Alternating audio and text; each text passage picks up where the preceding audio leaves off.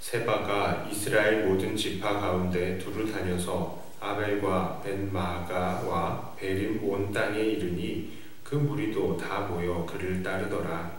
이에 그들이 벤마아가 아벨로 가서 세바를 애우고 그 성읍을 향한 지역 언덕 위에 토성을 쌓고 요압과 함께 한 모든 백성이 성벽을 쳐서 헐고자 하더니 그 성읍에서 지혜로운 여인 한 사람이 외쳐 이르되 들을지어다 들을지어다 청하건대 너희는 요압에게 이르기를 이리로 가까이 오라 내가 네게 말하려 하노라 한다 하라. 요압이 그 여인에게 가까이 가니 여인이 이르되 당신이 요압이니까 하니 대답하되 그러하다 하니라.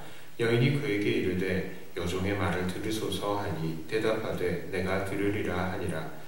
여인이 말하여 이르되 옛 사람들이 흔히 말하기를 아벨에게 가서 물을 것이라 하고 그 일을 끝내었나이다.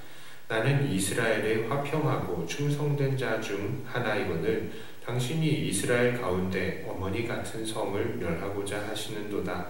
어찌하여 당신이 여호와의 기업을 삼키고자 하시나이까 하니 요압이 대답하여 이르되 결단코 그렇지 아니하다. 결단코 그렇지 아니하다. 삼키거나 멸하거나 하려 함이 아니니 그 일이 그러한 것이 아니니라.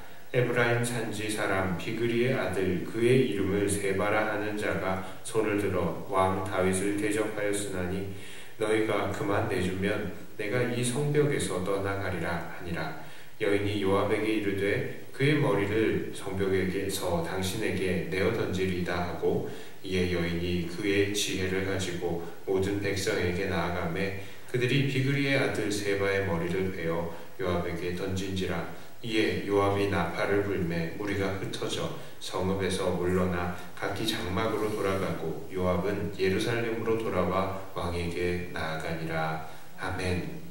자, 오늘 본문은 다윗의 통치를 부정하는 세바의 반란에 관한 이야기입니다.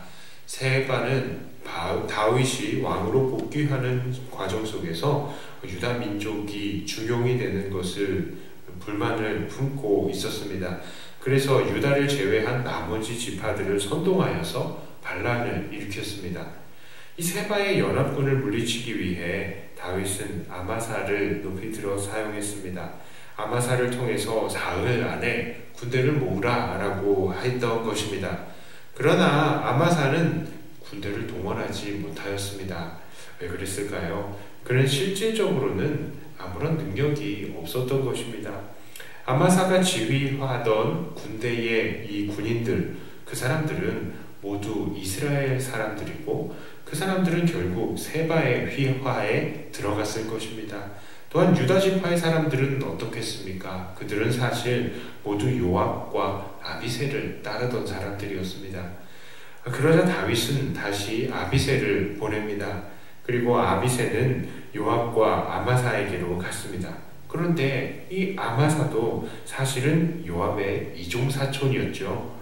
그럼에도 불구하고 요압은 아마사에게 다가가 그에게 형님 안녕하세요 하면서 그를 찔러 죽였습니다.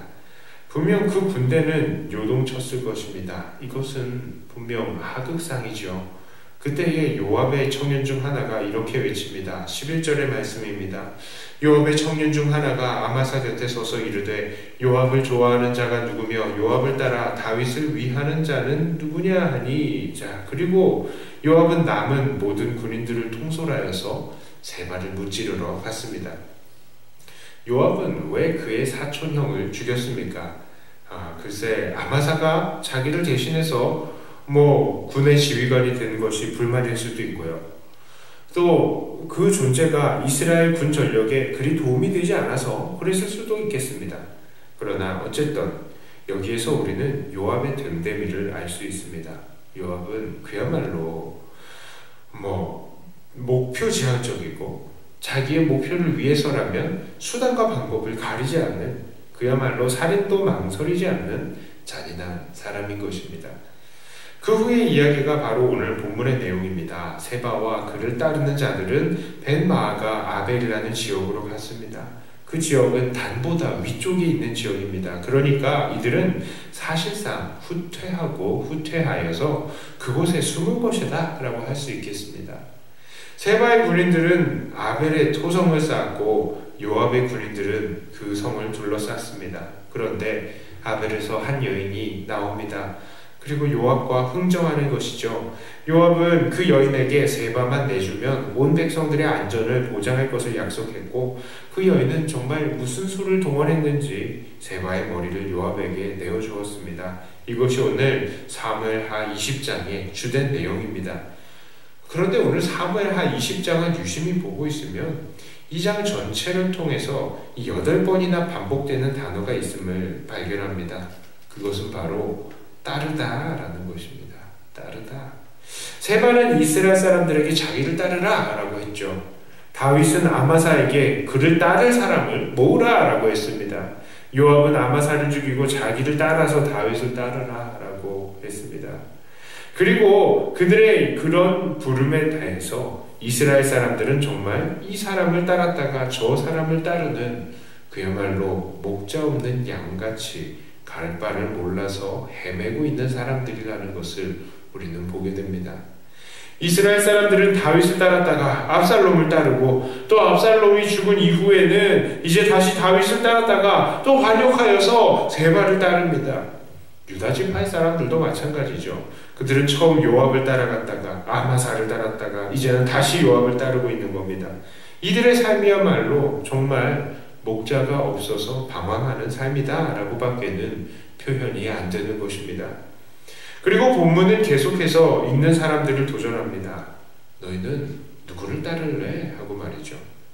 우리 주변에서는 저마다 자기를 따르라 라는 사람이 많습니다. 그런데 그 사람들을 잘 보고 있자면요, 오늘 본문의 사람들 같은, 본문의 등장인물과 같은 그런 부류 중에 하나씩 해당한다는 것을 봅니다. 기존에 하나님의 정하심을 반대해서 불만을 품는 세바와 같은 사람들도 있고요. 모든 실세를 다 잃어버리고 그냥 직함만 가지고 있는 무능한 아마사와 같은 사람들도 있고, 또한 자기의 야망을 이루기 위해서 잔인하게 살인까지도 서슴지 않는 요압과 같은 사람들도 있습니다. 그러나 분명한 것은 그들은 우리의 진정한 목자가 될 수 없다는 사실이죠. 우리들에게는 다윗의 계보를 이으신 진정한 왕이시며 참 목자가 되시는 예수 그리스도가 있습니다. 우리는 예수님 오직 한 분만이 우리의 목자가 되심을 늘 고백하면서 오직 주님만을 따라야 하는 것입니다. 그런데 진짜 문제가 되는 것은 우리들 사람들은요, 우리들의 참 지도자요 목자이신 예수님을 따르다가도 자꾸 주님을 배신한다는 거예요. 우리 주변에서 누군가가 나를 따르면 큰 돈을 벌 수 있어, 나를 따르면 명예를 얻을 수 있어, 나를 따르면 쾌락을 누릴 수 있어 하면서 자꾸 나를 따르라 라고 하죠. 그러면 그때마다 사람들은요, 자꾸 거기에 홀려서 따라가게 되는 겁니다. 우리는 그런 세상의 요구에 자꾸 넘어가서는 안 됩니다. 그런 면에서 오늘 우리는 본문의 지혜로운 여인과 같은 결단을 해야 하는 것입니다. 멸망의 날이 오기 전에 우리의 머리가 되고 싶어하는 그런 악의 권세들을 대적하여서 오직 주님만이 우리의 머리가 되시도록 늘 영적인 전투에 임해야 하는 것입니다.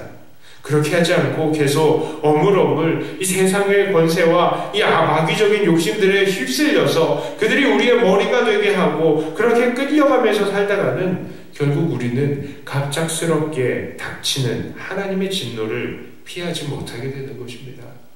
끊어내야 됩니다.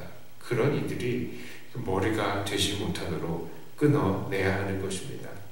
이제 말씀을 정리합니다. 오늘 본문 속에서 서로 자기를 따르라 하는 사람들을 통해서 우리는 우리의 진정한 왕이요 목자이신 예수님을 다시 한번 생각해 보았습니다. 우리는 누구를 따라야 합니까?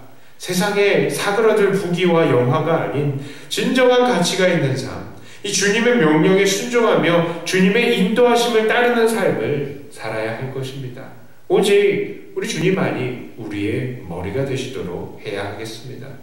특별히 우리는 이렇게 주님을 따르는 삶을 내일로 미루어서는 안 됩니다. 왜냐하면 심판은 언제 우리에게 닥칠지 모르기 때문입니다. 그러므로 마지막 심판이 우리에게 갑자기 닥쳐오기 전에 우리는 이 죄악의 세력과 싸우며 오직 우리의 주님만을 우리 삶의 왕좌에 모셔드리는 진정으로 주님만 따르는 자들이 다 되어야 할 것입니다. 이렇게 늘 주님만 따르는 주님의 귀한 양의 삶을 살아가시는 주님의 몸된 교회, 저와 여러분들이 다 되시기를 주님의 이름으로 축복합니다. 기도합니다. 하나님, 세상의 많은 사람들은 저마다 자기들이 우리의 머리가 되고자 합니다. 그래서 우리를 이리 가자 저리 가자 하며 유혹합니다. 하나님, 우리는 그럴 때마다 이 사람들, 이 세상의 유혹들을 끊어낼 수 있는 믿음을 우리에게 허락하여 주시옵소서. 하나님, 오직 우리 주님만이 우리의 머리가 되게 하여 주시고, 그리하여서 우리가 이런 목자 없는 양과 같이 방황하는 그런 삶을 늘 끝내며 주님과 동행하는 우리가 되게 하여 주시옵소서. 하나님, 우리 세상을 축복합니다. 불안해하고 두려워하는 그들의 마음 가운데에 주님, 그 천국을 바라볼 수 있는 소망을 그들에게 허락하여 주시고, 세상적으로 참 우리 교회들이 많이 비판을 받고 있는 이때에 주님, 진정으로 주님을 소망하는 것이 무엇인지를 세상 사람들이 다시 한번 생각하고 또 주님 앞에 나와 영생을 얻을 수 있는 은혜가 있게 하여 주시옵소서. 오늘 주일인데 하나님께서 이 주일을 또한 새롭게 하여 주시고, 또 우리가 모였을 때나 흩어졌을 때나 언제나 또 성령 안에서 하나라는 것을 생각하면서, 또한 각 가정에서 예배를 드릴 때에도 하나님께서 은혜로 함께 하시고, 또 우리가 또 모여서 또 예배 드리는 자들에게도 하나님께서 날마다 새로운 마음으로 주님을 바라보는 그런 자세를 허락하여 주시옵소서. 오늘 한 날을 축복합니다. 하나님, 감사를 드리며 우리 예수님 이름으로 기도 드리옵나이다.